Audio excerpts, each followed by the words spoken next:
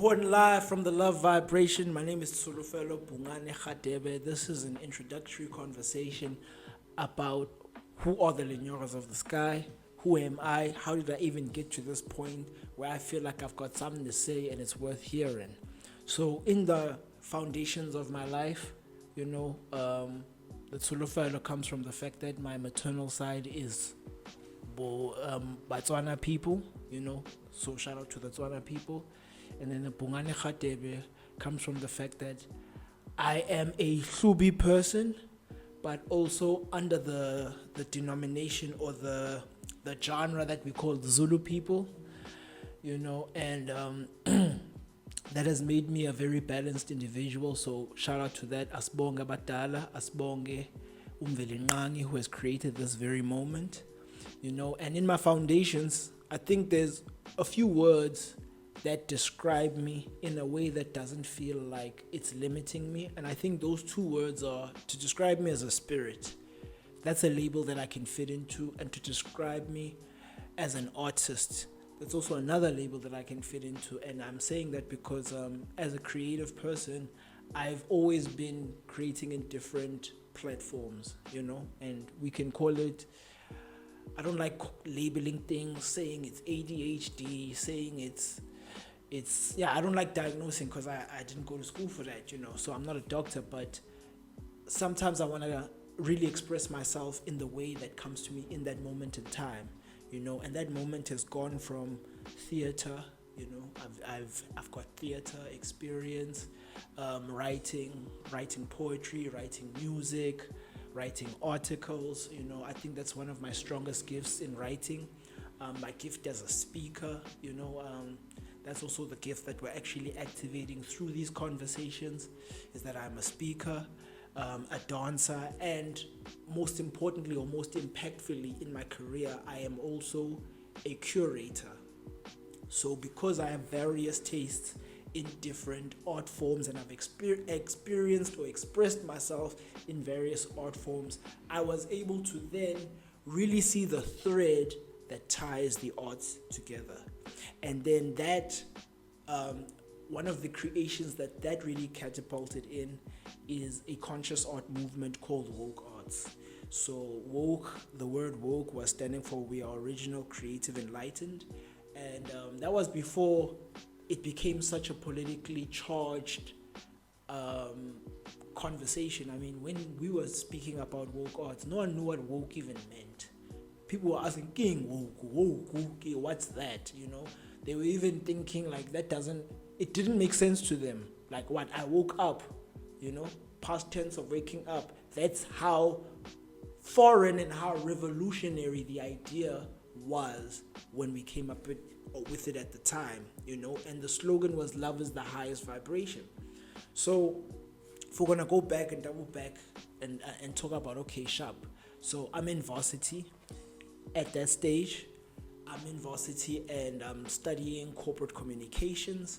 And I mean, I've always been bright-minded, but I think a lot of us know that natural intelligence is not enough to cope with varsity. You need to be a person whose brain remembers things verbatim and basically parrots ideas. And that was very depressing for me as a creative-minded person. My comprehension works through that. I comprehend things and then I can practically execute them. So I felt very disempowered, and I think that was the first time in my life where I was not creatively expressing myself as an artist. So throughout my whole life, I didn't realize I am coping because of the writing, because of the drawing, because of the dancing, because of the performing. All of these things that I'm thinking are hobbies are, I don't want to call it coping mechanisms. They are thriving mechanisms, living mechanisms. It's the way a person like me lives, right? So I started feeling like I don't want to be here. I felt like I don't want to be on this planet, or on a planet that doesn't want to allow for room for me to be me.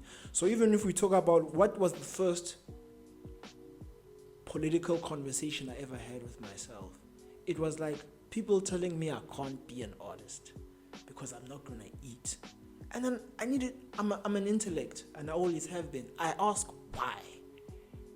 And Morpheus in the Matrix always say it's the question that drives you, Neo. So there are a lot of questions that led us to this moment, and I asked myself the question, but why? I mean, I'm reading William Shakespeare, I know Michelangelo, I know all these impactful artists, and I'm also seeing artists on the television, and I'm like, why are you telling me that I can't be them? Because, like I'm saying, this is the way I live, this is the way I exist. So you're asking me to die by saying I can't be that. Because another thing is that because I'm an artist, I've always had a relationship with my own internal world, and therefore understand myself, and therefore also understand that this concept of capitalism, even me digging into understanding, okay, so it's capitalism that says that I can't be an artist, because my country isn't a country that is the one that is identified as the territory where we are going to be producing our own intellectual property, creative property. So that's why Hollywood is the designated area where our ideas are validated. So trying to understand those structures create political questions, but we're talking about where do those questions even begin? And it's like, I now know I'm an artist and the structure doesn't accommodate that, but that's my calling, and that's what God made me to be. So we're living in a godless world, because actually everybody else is operating on this made-up paper that's value can be, at the press of a button, its value can go up or down depending on who it benefits. It's like, okay, so we're in a broken system, and now also born in South Africa. So that it's very possible that the national system can be working in the wrong way and be insidious towards its own citizens, So growing up with that type of backdrop where, I think even shout out to my mother for how she shaped and grown me, She made sure that I don't have an English name because we're free now.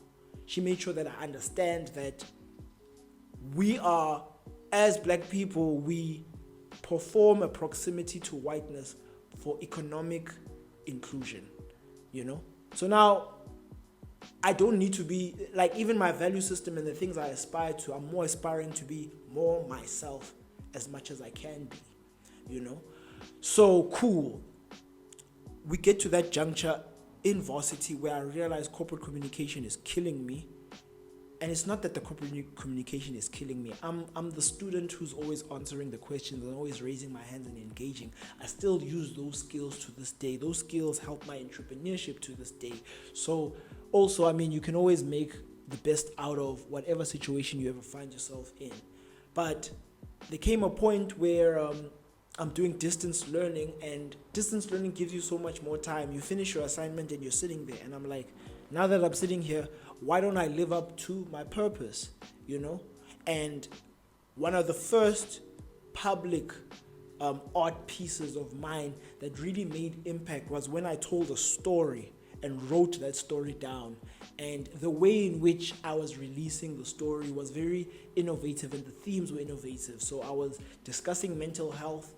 At a time when no one really knew what that means, what that was. I wasn't even using those words. I was just talking about my journey with depression, using a character, and discussing the different things that we are facing as a youth as we're developing, like going from being a child to have to think about money, to have to even think how money influences the friends you have, the places you go, the people you date, going from just being a child to being that and making that mental adjustment.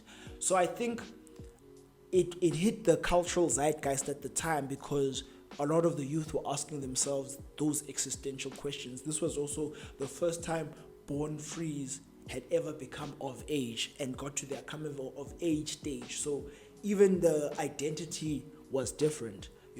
So it hit the culture at that time. I was also releasing the chapters like a series, piece by piece every week, and then discussing it with my audience on social media. And that built a creative community for me, and also built rapport with the audience that I'm a creator, I have something to say, and I'm here to make life more bearable for you with what I create. So that was a success. It was called Moon, and Moon was an acronym for My Only Option Now. So at that time, I think I really had a thing for acronyms. And then the next step was I was starting to realize that, okay, as a musician, we don't have spaces to create. And I was thinking about who's going to be the next Kendrick Lamar, and are they going to be rapping in a club? Because now I noticed my favorite rappers, the AKAs, the artists that I like, they have the capacity to be highly literate rappers and writers, but they're making alcohol anthems. And no offense to alcohol, but it's all about music that can exist in the club, you know? And then even as a person aspiring for music at that time, I'm like, but that's not what I aspire to. I love the introspective aspect of music and of creativity. Where can we need to create a space for that. So then it got to that point where I realized, okay, let's not just leave it and make it a talent show. Let's not create a talent show, right? Let's create a movement. Because at the end of the day, if I understand capitalism, I also understand supply and demand. Let's make people want this from us. Let's create the product, let's create the space, let's create the community. And as people see the value, even capital is going to want to invest because they want to play a part in this movement that they see people activating themselves towards. You know, so cool. I booked my first venue in Sunnyside, The Space. You know, shout out, that place is history. Very like artsy-fartsy, you know, type of natural environment, you know, and those were the venues that I could afford at the time. So I get this venue and I allege with all the creatives that I really know at the time for various different reasons, various different offerings that they have at the time. But my idea was, I want to create space for the next Kendrick. I want to create space for, actually, if AKA wanted to also show his ability to be a very advanced writer, he would not only have to express that in the club or in a space, in an alcohol-driven space, because I speak about that because that's actually, it's intertwined in the business model of being a South African artist. You know, of being an artist in general. If you think about some of the billionaires before Kanye West, they were alcohol billionaires, you know, and they got there through, you know, alcohol. And Kanye was the first one who really used his creative mind to achieve this ultimate creation of, I'm going to take my creative intellectual property, create it, and all my celebrity and all my creative rapport that I've built with these artists, I'm going to concentrate it into one product. And then all my value is going to finally be recouped through this one creation, which was his shoes. You know, so he, for me, that in itself was the ultimate creative form of excellence. More than any Grammy, I'm not even speaking emotionally. When you look at the numbers, when you look at it on paper, you know, if he didn't become so politically inflamed, right, and lost it, because he was standing up for something, right now he'd be the most successful artist of all time. Because at the end of the day, Leonardo da Vinci had to create art that was sponsored by someone, and then he had to make art based on what the sponsor wants for him, whereas Kanye was creating what he wants and building a legacy off of that. That is the ultimate goal as an artist. That is like opposite of what they said we can't do. You know, they said we can't do that. And then that's excelling at what not just anyone can do. But so yeah, we create this movement, and at first I'm just saying woke because it's at that time fees must fall. It's about awareness. It's about conscientizing the youth, because now we are realizing we are at that juncture of our youth where we realize we need to shape the world. So we start thinking about our own ideas about how the world should be, you know. And I think it got to a point where, you know what, the beauty about following your purpose is that it grows you. So some of the things that I became, or things I became along the way, that wasn't my goal. But as I'm moving towards my goal, I'm developing and growing. So even with We Are Original, Creative, Enlightened, the whole idea was when an artist performs on this stage, they have to live within that framework of we are. So it needs to be unity. It needs to be community orientated. It needs to it needs to impact the community. Like, who are you talking about? Who are you representing? You know, and as a creative, that's not limiting, because we are, depends on what you are saying we are, you know, but speak to us. And then the O was original, which means, okay, everybody has a story and everybody should be a storyteller, you know, but you need to find your unique way of telling your story, because so many of us have similar stories. So you need to find what is your original way of telling that story. Creative, you found a unique way to tell your original story. Enlightened, you know, when you say enlightened, the E in the woke stood for enlightened, right? And when you say enlightened, that feels, you know, it feels huge. But I made it simple by saying the art needs to be something that makes people think or feel. It just needs to inspire the internal world, because that's what all art does. It taps into somebody's mind, it taps into somebody's emotions. So you need to be, in order to be a good artist, you need to be able to provoke the emotions you desire to. That is being a good artist. You pick, and I'm not saying that artists are limited to the emotions they want us to feel, right? Sometimes an artwork is so great that somebody witnesses it and comments it, and even the artist is like, wow, you've expanded the vision of what I created. But also a good artist needs to know how to intentionally make a specific emotion, a specific energetic motion happen. You know, that's what determines being a really skilled artist.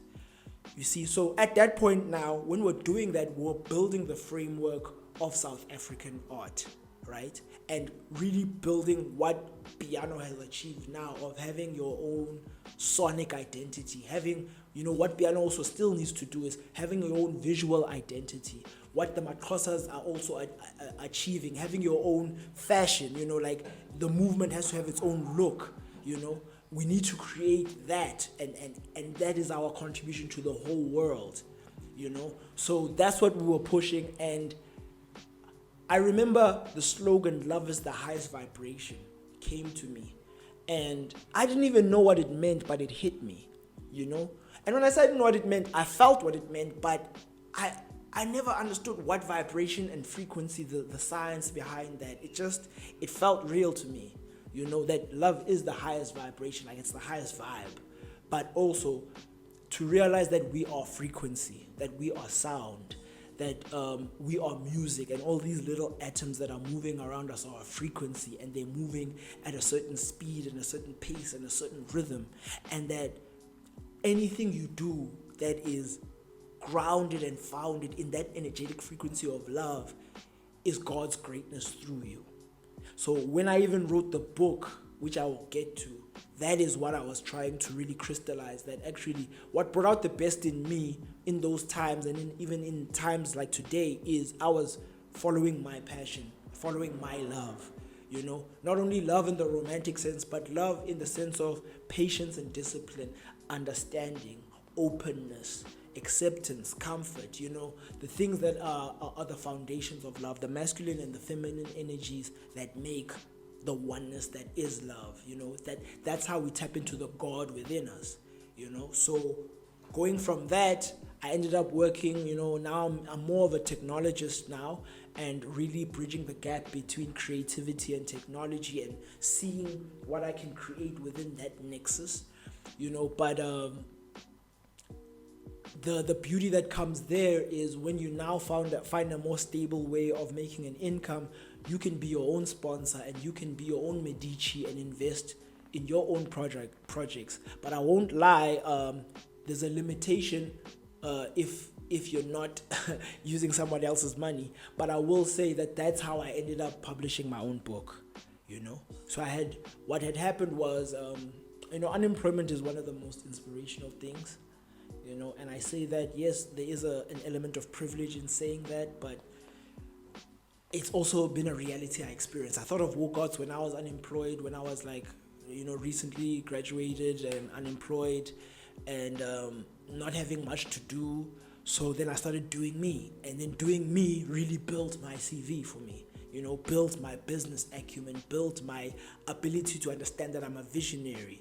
You know, that's my talent. I see things and I make those things that I see happen, you know.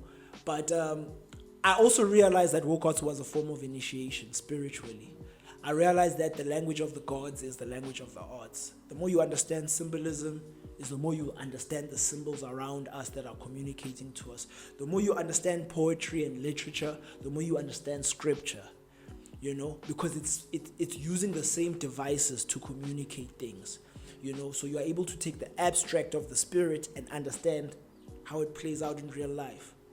And then, I had the opportunity of really taking that information, and I was unemployed again at a certain point, and in that unemployment, I had a lot of time for mental clarity. And then every morning, words just kept coming to me. So I'd write those words down and I'd journal. And as I keep journaling, I'm like, these journals are turning into a book. And some of these words are bigger than me, man.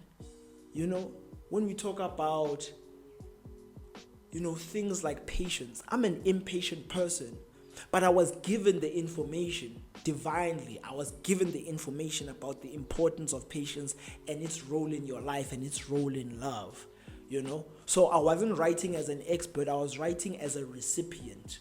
And then as a recipient that now lives and embodies that, I realized that if I'm also receiving this and it's not from me, maybe that's what's going on. Like, I'm a vessel.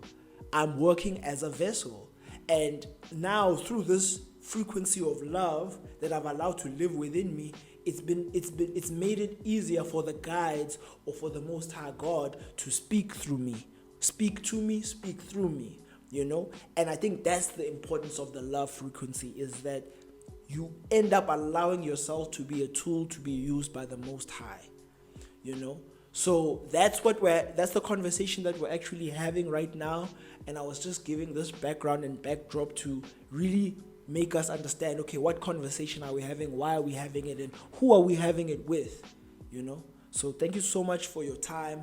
I look forward to speaking to more artists, to more creatives, to more business people, to more innovators, craftsmen. Don't limit yourself. If you feel like you've got something to contribute to the conversation, definitely hit me up. Let me know your profile. Let me know what triumph you have found, through your spirituality, in your career, in your community, in your aspirations. How is it? Because at the end of the day, we're just giving each other tools to thrive, So it's all love vibration, all discipline, all patience, all wisdom, all intellect and intuition working together for the Most High Power. Siyabonga Mvelinqangi, siyabonga abantu bethu. Thank you so much for being with us and giving us your time. Stay with us on this journey, and let's continue rising in these unprecedented historical times.